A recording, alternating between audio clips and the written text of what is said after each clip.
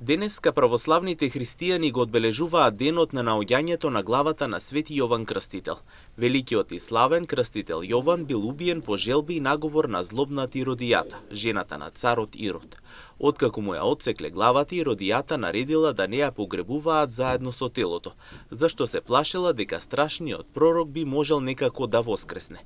Затоа ја зела неговата глава и ја закопала на едно скриено и безчесно место длабоко во земјата.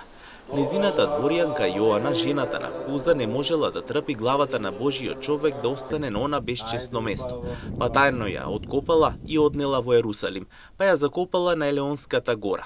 Не знаејќи за сето тоа, кога царот Ирод дознал дека Исус вршил големи чуда, се уплашил и рекол: "Тоа е Јован кој што го убив и стана од мртвите." Подоцна едно богато лице поверувал во Христа, ја оставил својата позиција и суета на светот и се замонашил, па како монах со името Инокетиј се населил на Елеонската гора, токму на она место каде што била закопана главата на светиот Јован Крстител. Сакајќи да созида келија, копал длабоко и пронашол земјен сад и во него глава за која што на таинствен начин му беше јавено дека е на Крстителот.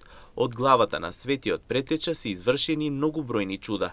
Значајно и интересно е тоа што додека бил жив Свети Јован не е извршено ниту едно чудо, а на неговите мошти им е даден дар за чудотворство.